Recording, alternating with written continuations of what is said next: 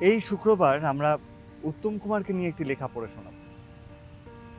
এই লেখাটির তাৎপর্য হচ্ছে কবি কবিতা সিংহ, অর্থাৎ সাংবাদিক কবিতা সিংহ কিভাবে এই লেখাটি লিখেছেন। খুবই আনবায়াসড একটি প্রোফাইলিং,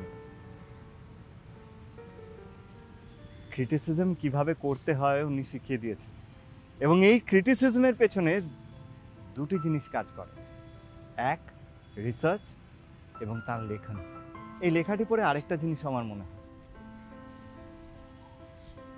আমরা অভিনেতারা আজ সোশ্যাল মিডিয়ার যুগে কত তাড়াতাড়ি বিচলিত হয়ে যায় না, একটি কমেন্ট পড়ে, একটি সমালোচনা দেখে। অথচ ভেবে দেখুন, মহানায়কও কিন্তু এই সমালোচনার ঊর্ধ্বে ছিলেন। তাহলে আমরা কে? আমরা কেন এত বিচলিত হই? চলুন না, যে যা লিখছে লিখুক, আমরা নিজেদের কাজটা করে যাই। এই শুক্রবার দেখবেন কিন্তু মহানায়ককে নিয়ে কবিতা সিংহের এই লেখাটি আমি পড়ে শোনাব। Thank you.